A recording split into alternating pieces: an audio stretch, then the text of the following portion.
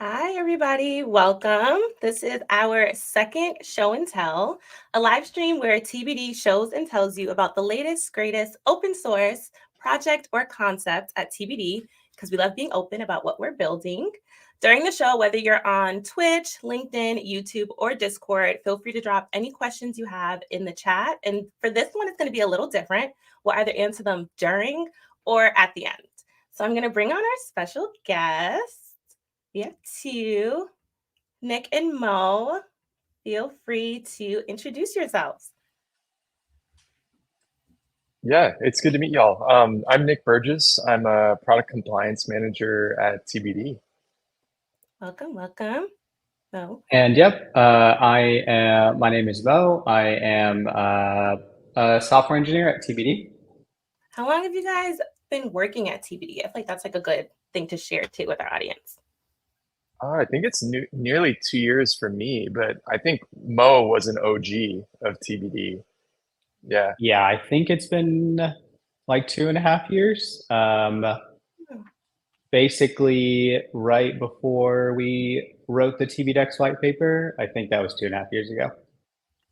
Nice. You guys basically both have a year up on me. I'm like a year and 3 months, 2 months, something like that. So before we really dive in, hey everyone. Hey Roselle. Hey Tanya. Hey Ace. I would also love to know, like, where is everybody tuning in from? I'll start. I'm in Boston. Comment in the chat where you guys are tuning in from.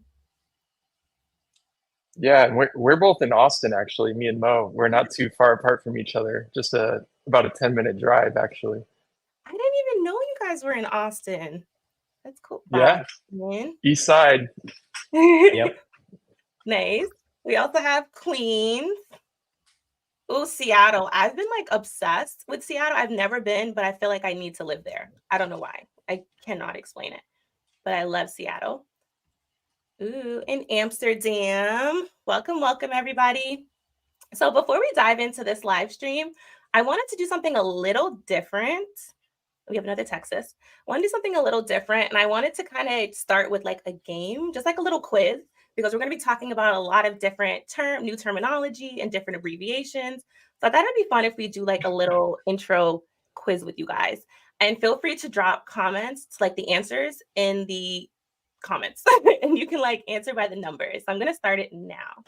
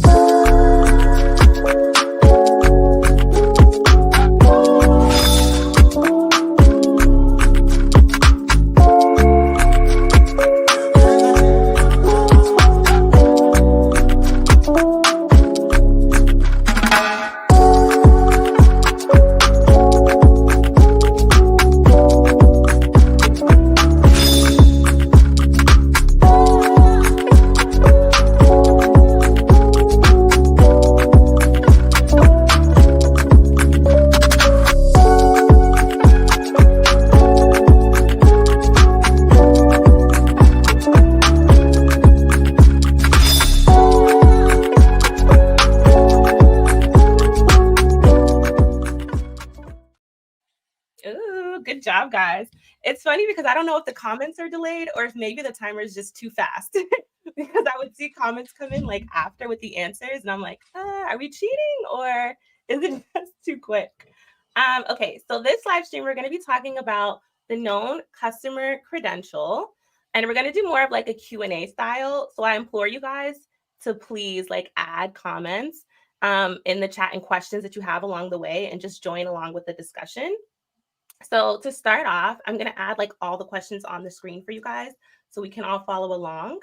And this could either go to Mo or Nick, whoever wants to answer. Can you explain the thought process when creating the standard and what was considered? Actually, let's back up.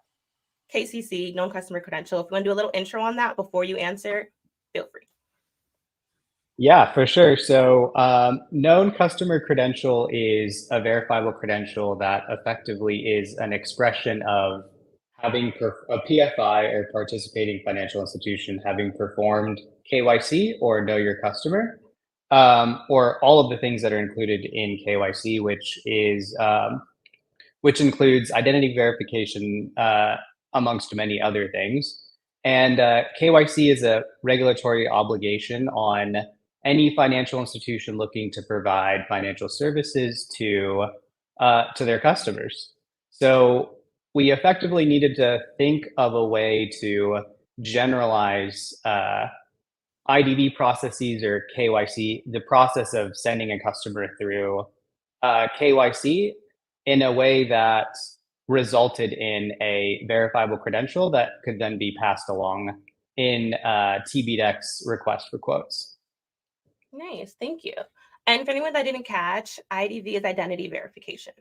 Thank you, Mo. Moving on, why was it important for you guys to standardize this versus letting like each PFI participating financial institution create their own and that meets their own specific needs? Like, why did we need to standardize this and create this KCC? Yeah, that's a great question. So one of the primary value adds of TBDEX as a whole is being able to integrate effectively once, and that allowing you to talk to any PFI. So a wallet shouldn't have to think about integrating with each individual liquidity provider in some bespoke manner. And because KYC is a necessary step prior to liquidity providers actually providing that liquidity to individuals, we felt like it was. Oh, we lost you, Mo. Are you hearing him, Nick? No, not at the moment. But yeah, if I could pick up where he was going, what Mo was hitting at, I think, was that we really wanted it to be one integration and done. Like one integration, and you get to access the world's liquidity as a wallet provider. And to solve that, we couldn't have each PFI introducing their own proprietary way of prompting their KYC flows. And so this is one technical integration for doing that that still gives PFIs all the flexibility they need in tailoring their KYC flows to comport to their compliance policies, to their UX requirements. But at the technical integration layer, it's just one integration and you're good to go. And so that's why we needed to standardize this layer of the process rather than letting each PFI create their own proprietary means of doing so. No, that makes sense because, like you said, it'll be like easier onboarding process. And wait, Mo is back. Let's add him back to the stage. Welcome back, Mo. Sorry about that, y'all. I guess my internet died. No, it's okay. It wouldn't be like an active stream without some type of technical difficulties going on. So that's fine. I would love for us to kind of touch base people that don't know, like, what is the KYC process? Like, you don't have to go super into detail, but just like high level. Yeah, I could cover that. Let's see. Do we have a slide for this, actually? I might have pulled it out. But effectively, KYC is a process that regulated financial institutions have to implement in order to identify who their customers are, understand how they're going to use the platform, and assess the risk of continuing to service that customer over the life cycle of their relationship. A part of that process is performing identity verification on the customer. That's the one part of the process all of us know because all of us have gone through it before. It's where you get prompted to upload a selfie, maybe turn your head. It's making sure you're actually a live human, and then comparing that selfie against a trusted document, which is also assessed for legitimacy. And so it's a key process for preventing fraud and also for detecting and preventing money laundering. Nice. I guess my next question, when I was writing the KCC guides and it came to like the KYC process, and I would assume it's like a little different depending on like the financial institution. How do you know, like, how often do you need to go through that process again? Like, when does it expire? Was the question that I had in my head. Yeah, it depends on the financial institution that is issuing these known customer credentials. Um, a, a common period for what they call refreshing this process for high risk customers would be 1 year. For low risk customers, it may be every 3 years. It's really up to the discretion of the financial institution and what their own internal policies and procedures are and the risk appetite they have for a given customer. Nice. Okay, so I get a KCC from one financial institution, and then say I want to go to another one. How am I able to, or how am I able to reuse that KCC across those different PFIs or applications? Yeah, that's a good question. So, in theory, once you give a holder of this credential, once you give it to them and they hold it on their phone, for example, in a digital wallet, that holder could, in theory, present that to whomever they like. They could go around and turn around and present it to like another financial institution. The big question, though, is does that financial institution trust the KCC? In order to use that KCC in place of prompting their own KYC flows again. And that's the piece we still need to solve here. That's where you need a trust framework in place that sets common standards for the types of processes you have in place for KYC, that has predefined terms of liability that are set for those who are relying on it. And one thing that we'll get into later is that the KCC, it doesn't actually include PII for users. So the question is as a relying party that's getting this KCC, how can you get that PII when it's needed? For example, for bona fide law enforcement requests, for compliance investigations. And so there needs to be processes in place that are legally binding that allow a relying party on that KCC to get that PII when it's needed. And so the long story short is that our long-term ambition is to make these reusable. But as for now, the intent is for these to just get us going on day one and enable financial institutions on TBDEX to fulfill their compliance requirements with these without tackling reusability quite yet. No, thank you for that. And the point that you touched on when you said like what if they need to access that PII information? Because as you said, it's not in the KCC, the known customer credential. And I never thought about that part because don't they have to have a record as well of all that information whenever, maybe it's not called audits, but like whenever they're getting like audited or something, right? That's also like a part of it. That's pretty cool. Yeah, there's a lot that goes into building trust in these things, and audits are certainly one of those things. For sure. Yeah. That kind of like leads me into the next question I had, and you touched base on it a little bit, is like, how does this meet the compliance regulations? And if it's not there yet, because I know you said like we're selecting the beginning grounds of it, what are like the next steps to get there fully? Yeah, and Mo might be good to touch on this. But from a technical standpoint, when building this standard, we looked at how different IDV vendors are typically integrated into financial institutions and made it such that this standard can support those integrations, which is exactly what financial institutions are doing today. Essentially, what this standard is doing is recreating how KYC is performed today, just in a different medium, and in the future in a way that can be much more private. But yeah, Mo, maybe you could touch on like how we've set this up to integrate with IDV vendors. Yeah, so from a technical perspective, the standard allows for participating financial institutions to effectively kick back a link or URL that when visited either through an embedded web view or in a browser would... Uh-oh. Nick, it looks like you're on your own. All good. No, I Yeah. Ooh, I think I'm back. Oh, you're back, Mo. Yeah, you're good. Okay. Sorry, y'all. Yeah, it will take Alice through the that PFI's onboarding process, and yeah, effectively kick back a known customer credential on success. And effectively what this allows for is wallets don't have to think about the very different processes that different financial institutions will take you through, and instead can just render that link effectively that's provided by the PFI to effectively support different IDV flows without having to think about many explicitly different integration paths. Uh-oh. I kind of lost like the ending of what you were saying. But I kind of want to like, because I know you were going into like a little bit of the technical. So I want to switch over a little bit and just like, let's look at it. Like what standards does the KCC use? And that would kind of like talk a little bit more about the IDV flow, stuff like that we were talking about. Yeah, for sure.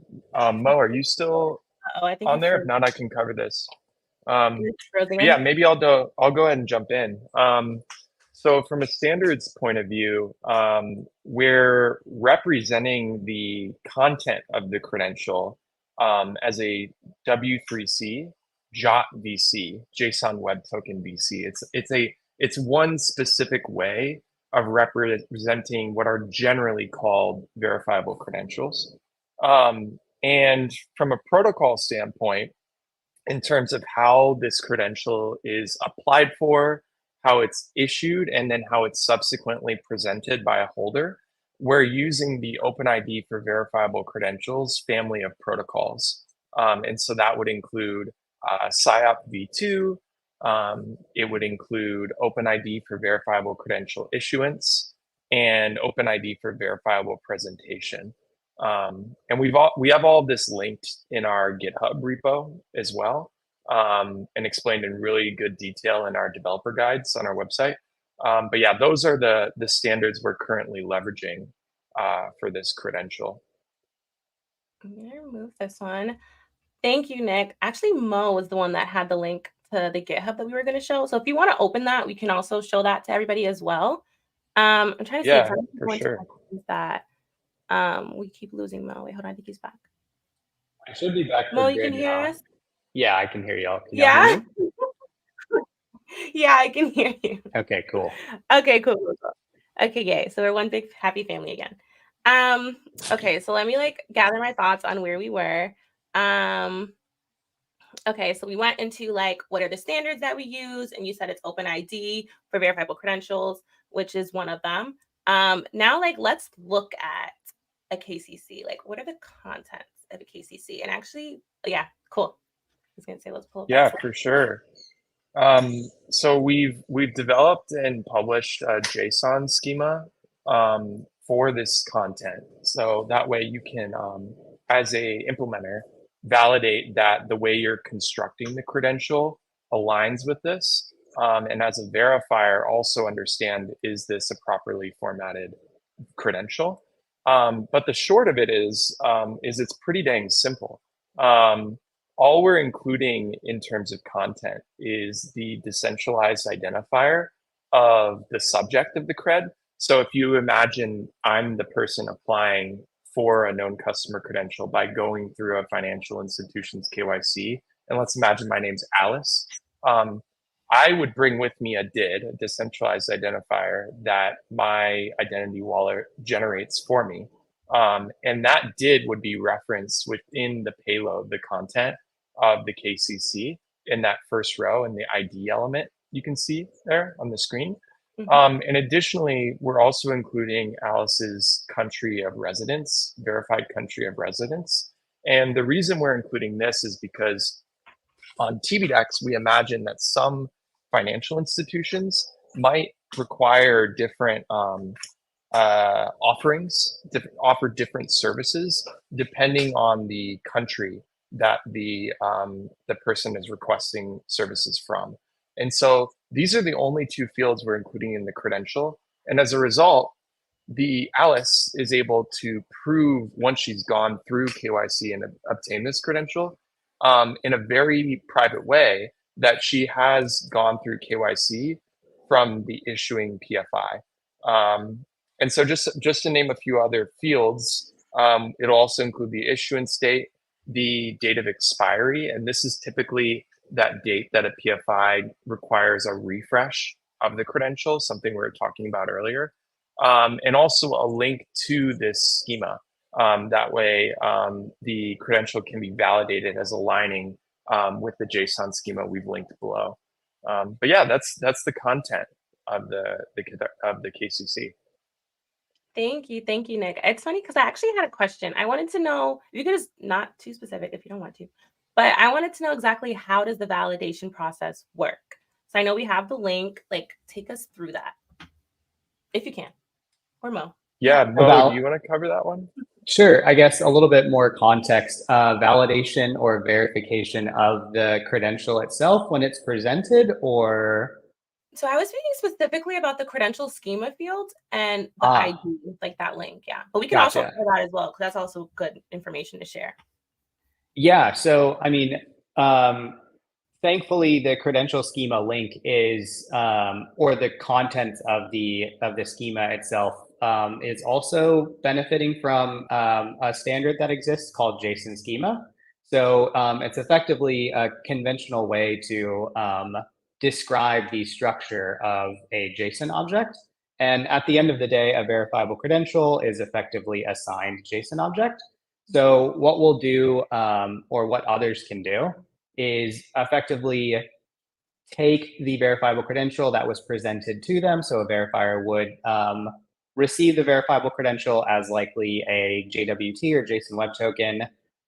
It would be decoded, and then the credential schema link could be used, GET request could be made to fetch the actual schema, and that itself could be used to validate the contents of the credential. Nice. It's pretty straightforward. That would be like a lot more difficult. Thank you. Okay, so I actually want to show, I'm gonna see if I can share my screen as well in here. I just want to show like the little, like what it would look like to a user in their wallet, this credential, because I feel like that'd be really cool for everybody. Let's see if I can do it while presenting. I can't. Okay. Oh wait, maybe. Let's see. Actually, I'm not going to do this because we already had enough technical difficulties, so I'm not going to do it anymore. But I'll share the link, and then you guys can look through the guide. And at the end, it's like just a really cute like image of what a KCC a known customer credential would look like to a user in their wallet. I'm going to throw it in the chat for everyone. Okay, cool. All right, guys. So now I want to know a little bit about like what type of transactions does this enable? Fiat, digital currency, both? Yeah, really any financial service that PFI intends to provide, right? So effectively the identity verification or KYC process that a PFI would take you through would be with respect to the financial services that an individual is trying to access. So another aspect of the known customer credential itself is, or the content of the known customer credential effectively includes metadata about the processes that a PFI took you through. So let's say, and now we're really getting into compliance weeds, I guess, but there are different types of identity verification. So there's electronic IDV or EIDV. There's DIDV, there's liveness checks. DIDV would be document identity verification. And like different subsets of these are required for different types of financial services or the types of risk that a PFI is expecting. So effectively, yeah, the standard allows for the KCC to open up any financial service, and actually there are ways to upgrade a KCC that you have to one that's maybe has a little bit more strength based on the types of checks the PFI took you through, depending on the financial service an individual is trying to access. Whew, that was a lot of words. Sorry about that. Yeah, it was. And then the ending, you said that it could take you through specific, like more in-depth checks. Can you like go back to that a little bit? So we were just thinking through like, okay, so let's say you install a wallet for the first time and you want to access whatever financial services that wallet is providing to you. And let's say this wallet is TBDEX enabled, right? Like instinctively, if you would want to provide every financial service a PFI may have to offer, you would put that individual through the kitchen sink's worth of KYC checks, right? Which introduces a ton of friction for individuals and it's super annoying, right? So the thought was like, okay, well, why not just issue a KCC specific to the financial service, like the individual is trying to access, like at that time? And oftentimes you can get people through the front door with just a simple check, right? So like it effectively allows you to tailor the user experience in a way to be like minimal, I guess, in terms of the information you have to collect from the individual, and effectively upgrade it if that individual decides to access a financial service that requires more checks. No, I like that. I like that, like, it's more simplified process because as a user, I would be really annoyed if I had to do the most and I just wanted to focus on one type of currency and I didn't want any digital or anything like that. So that's cool. And this kind of goes a little bit into like how wallets can be like agents for users. If you guys want to like dive a little bit deeper into that, but you kind of touched on it a little bit. I don't know if you have any thoughts as well, Nick. Yeah, so this is a dense topic and probably I'll keep it high level. So effectively, yeah, an agent can be simply thought of as an application that controls or manages your DID for you in addition to storing your verifiable credentials. All of this obviously happens all on device. There's no backend server that is controlling the keys associated to your DID or even able to see your verifiable credentials. So yeah, any TVDEX enabled wallet would effectively need to act as an agent itself or use another wallet that is an agent so that it can present your verifiable credentials for you, sign TVDEX messages for you, etc.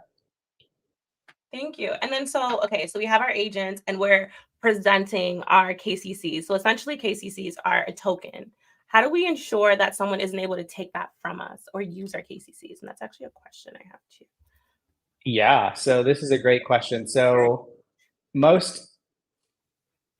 your TVDEX enabled wallet would be storing your known customer credential for you directly on device. That would be stored in encrypted storage on your actual device. So lifting that known customer credential out from your device would be similar to, I suppose, stealing your phone and being able to unlock it and use it, right? Obviously, I suppose if you had joined a network that was unencrypted or was not using HTTPS, or the PFI that you're communicating with wasn't using HTTPS, I suppose the request payloads that you were sending could be, I guess, man-in-the-middle attacked. But even then, in order to present your verifiable credential, you have to have signed it and placed it in a verifiable presentation. So even if there was a man in the middle that basically intercepted the request payload you were sending, they wouldn't really be able to represent it on your behalf, basically, without actually stealing the private key associated to your DID. Yeah, the private keys, public keys, I call those the magical keys. I keep everything nice and secure. That was a really awesome explanation. Before we like dive into questions from the audience, I want to just like go through a little bit of, you don't have to go like in detail, but if you can go to the GitHub repo, just let people know what's in there and what they can expect. And let me share the link as well. Sure. So this is the current state of the spec that we've drawn up so far. So if you land on the GitHub repo, the first thing you'll see is a giant README, and this contains the entire specification for known customer credentials. This is where we've added the first draft of the known customer credential JSON schema, which can be used to validate an actual known customer credential. But we're also working on, and we'll add to this repo soon, a set of SDKs specific to known customer credentials that we'll start working on that effectively provide strongly typed types per language for a known customer credential, in addition to streamlining the ability to create them, verify them, validate them, etc. So hopefully this will be codified into something that's pretty easily usable as part of our pre-existing SDKs or net new libraries. No, and this is like Mo, you did an amazing job with this. When I was when I was writing the KCC guides, this was like my Bible. Like I'll refer back to this. So it's a lot of information in here. I definitely recommend you guys check it out. And it links out to the open identity for verification and all these things. So you can get a little bit deeper to understand like why certain things are in there and where the like more about the standards behind KCCs, which is really good. Okay, let's see what everybody is talking about in the chat. Let me stop showing this banner and let's get into some questions. Although you guys have already answered like a million questions. If you need water, now's the time to take your water break. So from Discord, we have, how is compliance verified? Are there standards for government documents? This is a good one. You want to take this one, Nick? That's a good question. Yeah, I'll take a stab. So I suppose it's two questions. There's a question of are there standards for the documents that are being used as evidence for this process, and then how is compliance verified? So talking about how is compliance verified, typically as a part of this process, a user will be submitting physical evidence remotely. And this typically means they're uploading a picture of their driver's license or a passport. And in the United States, AMVA has set standards around how those driver's licenses should be formatted. And so in that sense, there are standards set by governments for the documents that they're creating, which are typically requested as evidence for this process.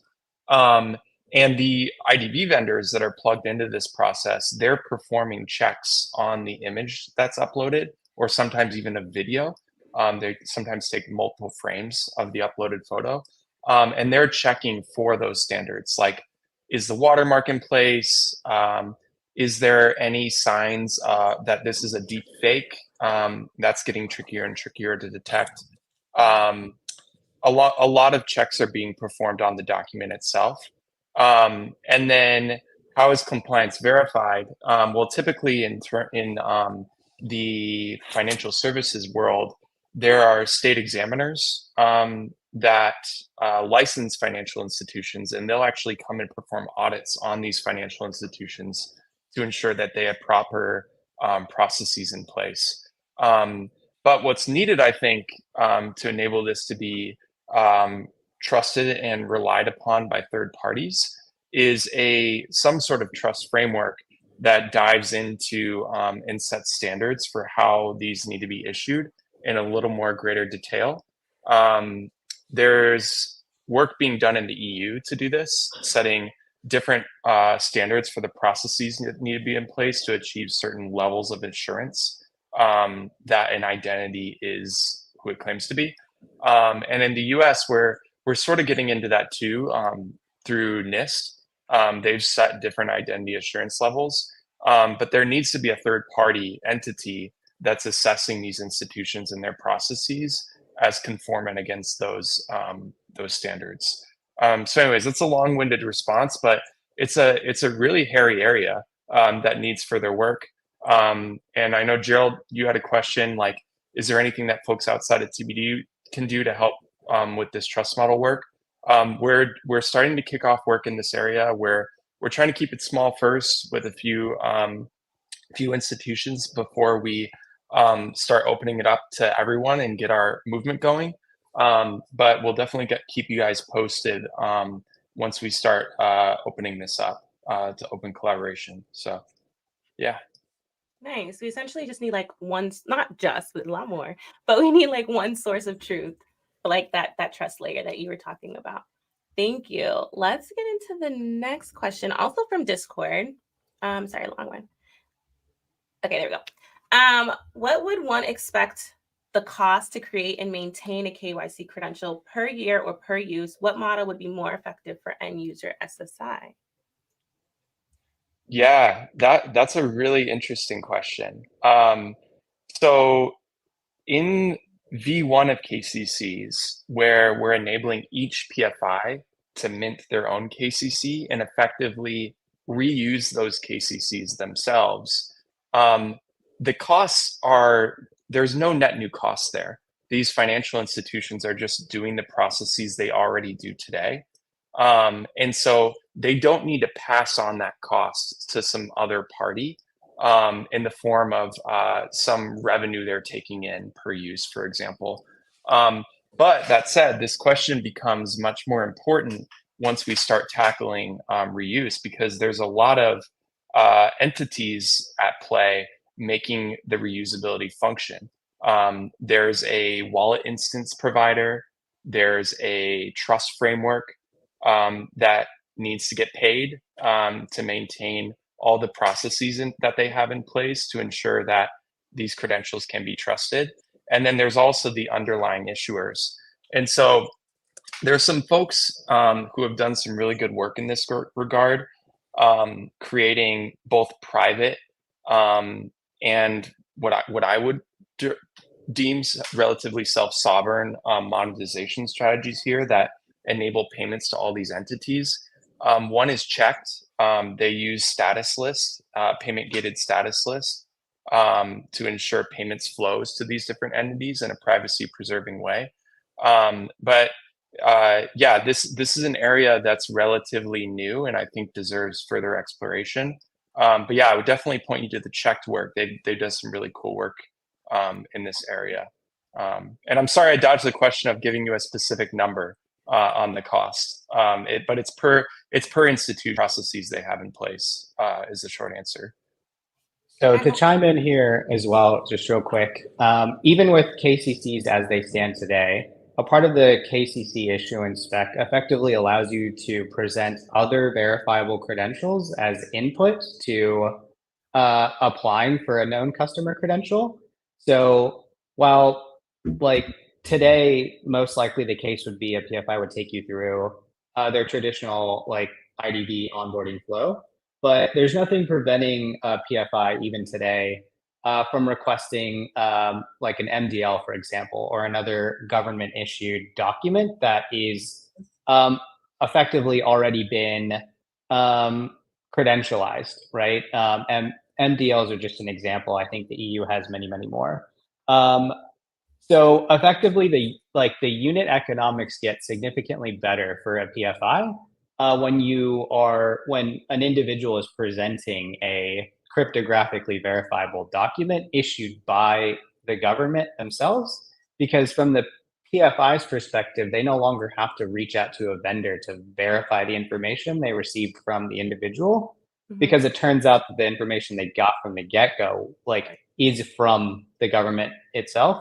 So yeah, they're getting pre-verified information, which obviously reduces the cost that they would be paying to vendors traditionally, which you'd hope you'd see, I guess the user would hopefully see as reflected as cheaper rates, right? Because directly speaking, an individual, or at least I've never seen an individual have to explicitly pay to onboard. Usually those costs are wrapped up and included as part of a financial service offered to that individual. It's funny because when I first read this question, my immediate thought was there wouldn't be any cost. But listening deeper into your responses, yeah, there's so many different things at play. This was a really, really good question. Our next question, and it goes into the trust model that you were talking about. Is there anything that folks outside of TBD or anyone can do to help with that trust model work? I know you said that Check has something going on, but any other thoughts on how other people can get involved with that? Yeah, we're aiming to open up collaboration on this soon. Like I said earlier, we're kicking things off with a small set of parties just to get the foundation in place and moving fast. But once we have that ready to share, we're aiming to open it up for other collaborators. And so, yeah, Gerald, would love to keep you posted on that work. Yes. Okay, last question, because we're kind of coming up on time. This is a good one. Is there a list of global PFIs interested with cross-border payment? Yeah, so this is an interesting question. We don't have a list up and ready yet. There's a handful of partners that are spinning up early stage PFIs. that are conformant to something that we've come up with called the PFI interoperability profile. So nothing yet, but hopefully soon. Fingers crossed. Thank you guys. Thank you for being part of the stream. Thank you, audience, for asking really, really good questions. And I'm sorry for all the technical difficulties we had throughout. But this was really, really great. Let's end with like a fun question. I feel like we need like something to lighten the mood. Okay, this is a question I've had in my head for a while, and I want to know people's thoughts on it. So what do you guys prefer when it comes to working? Do you prefer to work remote, in person, or combo? And like audience answer too. You could say remote, in person, or a combination of both. And you could just say combo in the chat. I'll start. When we first went to remote, I was super excited. I'm like, no traffic. I could just like wake up, work, and all that. But then now I'm like a hermit. I never leave the house. So I feel like a nice combination of like in office and like working at home would be ideal for me now. This is like what, 3 years, 4 years into like remote world for us at least. What are your thoughts? Yeah, so I'm definitely combo as well, or at least in theory. I've definitely turned into a hermit as well, almost to an alarming degree, I feel like, and I won't even realize, like, oh, damn, I guess I haven't left home in like a week. But yeah, so ideally combo, like I'll get excited to go to the office and actually see people and take meetings in real life. But the morning of, I always wake up and dread having to like actually like put jeans on and be presentable to go to work. So yeah, I guess mostly combo for me. What about you? Yeah. I think I've become full hermit, honestly. It takes a lot for me to want to go into the office. I will go to an offsite though, if it's in a cool location. That's an exception, so long as it's not Vegas for 5 days. Oh gosh, we're on the same page. But yeah, definitely converted hermit. It's funny. At one point, I was like, and this is super drastic, I know, but I was like, maybe I can survive jail because I don't mind being confined to one space because I was in the house for like 2 weeks at a time and I loved it. It was great. I'm like, no fresh air. Who needs it? But let's see what Rizal has to say. I prefer remote, focus way better at home. That's fair. And I do agree with like team trips. I like that we have team trips. Like that's a good balance too. All right, okay, maybe I should have kept that thought to myself about the jail comment. Okay, thank you everyone for joining us today. If you missed any part of the show, don't worry. The stream will be online and uploaded within a week to YouTube. I appreciate all of you guys. Thank you so much, Nick. Thank you so much. No, I know you guys are so busy, so I really, really appreciate you. Have a good one, guys. And if you want sorry for the internet issues. See ya.